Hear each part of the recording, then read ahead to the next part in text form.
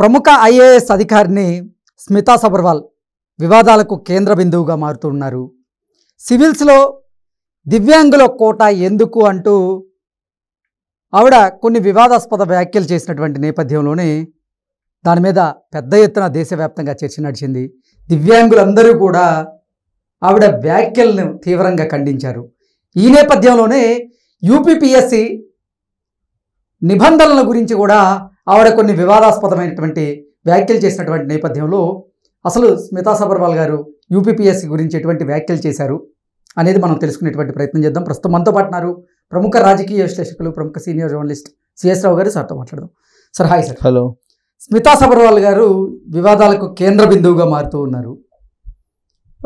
తెలంగాణలో అధికార మార్పిడి జరిగిన తర్వాత అసలు రేవంత్ రెడ్డిని వెళ్ళి కలవలేదు, అందరూ ఐఏఎస్లు కలిసినా కానీ స్మితా సబర్వాల్ వెళ్ళి కలవలేదు అనేటువంటి వార్తలు మనం కొన్ని చూసాం. అలాగే తరువాత ఆవిడ కొంతమందిని ఉద్దేశించి కొన్ని వ్యాఖ్యలు చేయడం కూడా ఈ మధ్యకాలంలో సోషల్ మీడియాలో ట్రోల్ అయింది.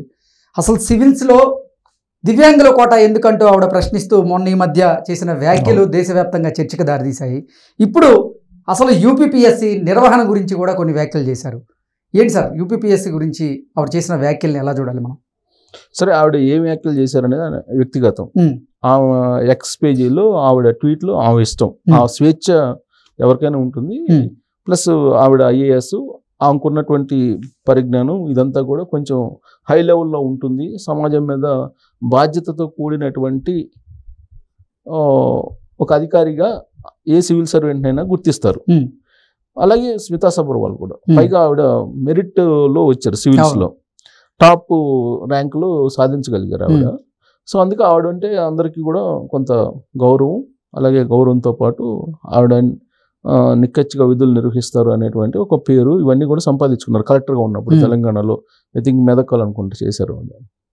అయితే ఈ మధ్యకాలంలో ఆవిడ చేస్తున్నటువంటి ట్వీట్లు కానీ లేదా ఆవిడ వ్యవహరిస్తున్నటువంటి తీరు కానీ ఇవన్నీ కూడా వివాదాస్పదం అవుతున్నాయి. సరే, ఆమెను అర్థం చేసుకోవటంలో మరి నెట్జన్లకి పొరపాటు పడుతున్నారా, లేదంటే ఆవిడే మామూలు వాళ్ళకి అర్థం కాని స్థితిలో ఆవిడ తన అభిప్రాయాన్ని వ్యక్తం చేస్తున్నారా అనేటువంటిది ఒకటి చర్చించుకోవాల్సిన అంశం, విశ్లేషించుకోవాల్సినటువంటి అంశం.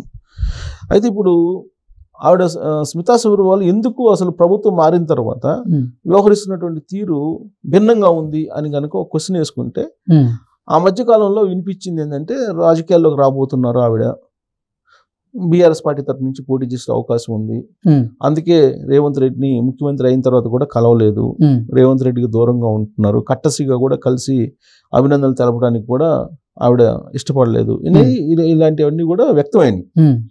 సరే, ఆవిడ వెళ్లాల్సిన అవసరం ఏముంది? తన వ్యక్తిగతమైనటువంటి ఇష్టము సివిల్స్లో లేదంటే రాజ్యాంగంలో ఏమన్నా ఎన్నికైనటువంటి ముఖ్యమంత్రిని కలవాలని ఏమైనా ఉందా అని కూడా అనొచ్చు.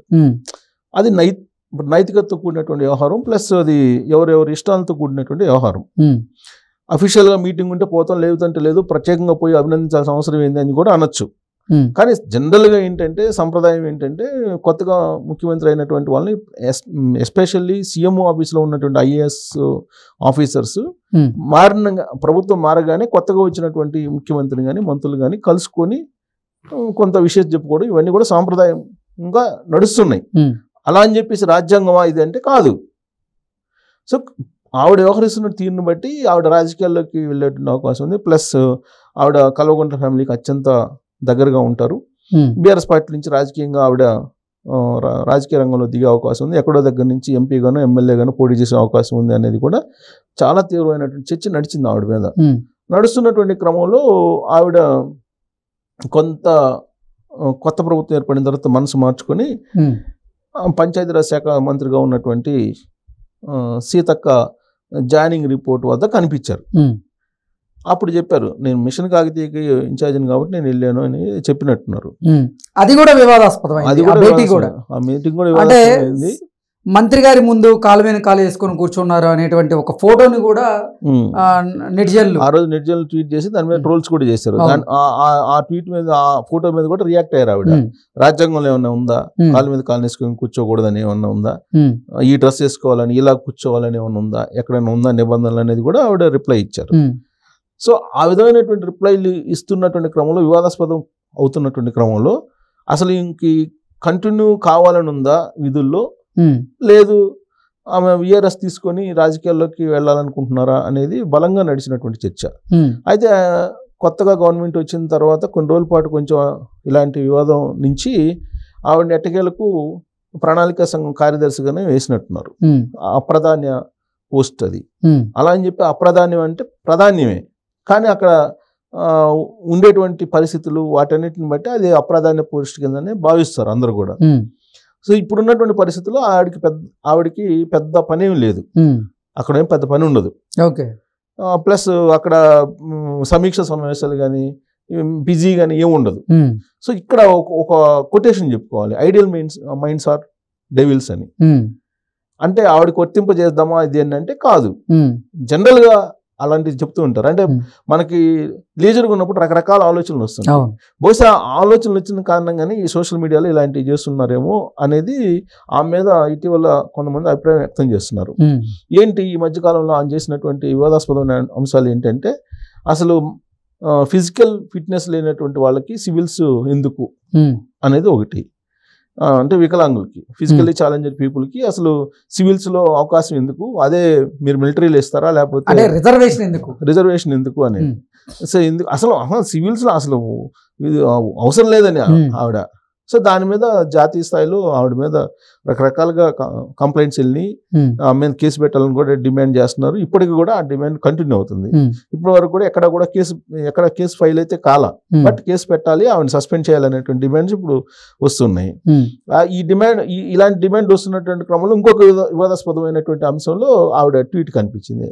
ఏంటి అని అంటే ఇటీవల పూజా కేట్కర్ నకిలీ సర్టిఫికేట్లు పెట్టి ఆవిడ సివిల్స్లో అయితే ఎంపిక అయ్యి ప్రొబిషనరీ పీరియడ్లో ఆవిడ మొత్తం వ్యవహారం బయటకు వచ్చింది.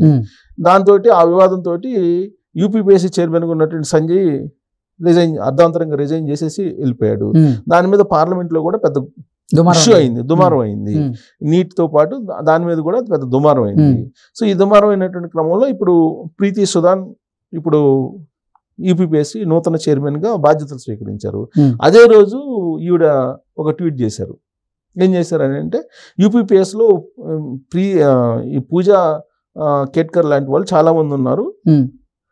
సో వాటన్నిటిని అధ్యయనం చేసి అసలు అలాంటివి రాకుండా చూసుకోవాలని చెప్పి ఈవిడ ఒక ట్వీట్ చేశారు. ఈ ట్వీట్ చేసిన తర్వాత అసలు చాలామంది ఉన్నారని చెప్పి ఈవిడ పూజా కేట్కర్ లాంటి వాళ్ళు చాలామంది ఉన్నారని చెబుతున్నారు కదా, ఇంకా ఎంతమంది ఉన్నారు సివిల్స్ రాసినటువంటి వాళ్ళు, అసలు సివిల్స్లో శాండిటీ ఏంటి, సివిల్స్ ఎగ్జామ్స్ అసలు పకడ్బందీ జరుగుతున్నాయా లేకపోతే అవకతవకలు జరుగుతున్నాయా, అసలు వారికి శాండిటీ ఏంటి అనేటువంటి ఒక ప్రశ్న ఉత్పన్నమైంది. అది పెద్ద వివాదం అయి కూర్చుంది.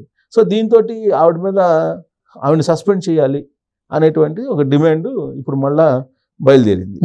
సరే, ఆవిడ వివాదాలు కనుక మనం తీసుకుంటే అనేక ఉన్నాయి. ఇప్పుడు తెలంగాణ ప్రభుత్వంలో కేసీఆర్ ఉన్నప్పుడు భాగస్వామ్యంలో కీలకం ఆమె. కాళేశ్వరం ప్రాజెక్టు కూడా ఆవిడ చేతుల మీద కానీ ఫైల్స్ అన్ని వెళ్ళాయి అనేది కూడా ఆవిడ మీద ఉంది. తర్వాత ఆవిడ మీద ఏదో ఒక న్యూస్ రాస్తే అప్పట్లో ఒక పరువు నష్టం దావా వేస్తే దానికి సంబంధించినటువంటి లీగల్ ఖర్చులన్నీ కూడా 15 లక్షలు ఏమో తెలంగాణ ప్రభుత్వం నుంచి తీసుకున్నారనేది కూడా మరొక వివాదం. తర్వాత ఆవిడేదో ర్యాంప్ వాక్ చేశారని అవన్నీ చాలా వచ్చినాయి వివాదాలు. సో ఆవిడ మొత్తం మీద వివాదాల చుట్టూ మరి తిరుగుతున్నారా లేదంటే వివాదాల్లో ఎక్కడ ఉన్నాయో అక్కడికి ఆవిడ వెళ్తున్నారా అనేది అర్థం కావట్లా. సరే, ఆవిడని లేదంటే ఆవిడని వివాదాలు చుట్టుముంటున్నాయి ఏదైనా కానీ మొత్తం మీద ఆవిడైతే సెకండ్ థాట్లో ఉన్నారు రాజకీయాల్లోకి వెళ్ళటానికి అనేది మాత్రం ఆవిడ గురించి బాగా తెలిసినటువంటి వాళ్ళు, ప్లస్ ఆవిడ వ్యక్తిగతమైనటువంటి ఇలాంటి కామెంట్స్ ఇవన్నీ చూసిన తర్వాత ఎంతో కాలం ఆవిడ ఈ ఐఏఎస్లో సివిల్స్లో కొనసాగదు, విఆర్ఎస్ పెట్టేసి రాజకీయాల్లోకి వెళ్తారు. అసలు యాక్చువల్గా 2023 ఎన్నికల్లో లేదంటే 2024 ఎన్నికల్లో వెళ్ళాల్సింది. బట్ రాబోయేటువంటి ఎన్నికల్లో మాత్రం ఆవిడ బీఆర్ఎస్ పార్టీ తరఫు నుంచి వెళ్తారా లేదంటే బీజేపీ తోటి, అంటే నార్త్ లాబింగ్ బాగా ఉంది ఆవిడకి అనేది కూడా అప్పట్లో అఖిల మురళి రిటైర్డ్ ఐఏఎస్ ఆయన కూడా ఒక ట్వీట్ చేశారు. ఢిల్లీలో చాలా లాబింగ్ ఉంది కాబట్టి ఆవిడని సస్పెండ్ చేయరు, ఆవిడని విచారణకు కూడా ఆదేశించరు, ఆవిడని విచారించాలని కూడా ధైర్యం చేయరు ఇప్పుడు ఉండేటువంటి ప్రభుత్వం అన్నట్టుగా అప్పుడు అఖిల మురళి రిటైర్డ్ ఐఏఎస్ కూడా కామెంట్ చేశారు. సో కాబట్టి ఆవిడ నెక్స్ట్ ఎలక్షన్లో మరి ఏదో ఒక పార్టీ తరపు నుంచి రాజకీయాల్లోకి వెళ్తారేమో అనేటువంటి టాక్ అయితే ఇప్పుడు ఈ కామెంట్లు ఈ వివాదాల్లో వస్తున్నటువంటి క్రమంలో సరికొత్త చర్చ ప్రారంభమైంది. Okay sir, thank you. Thank you.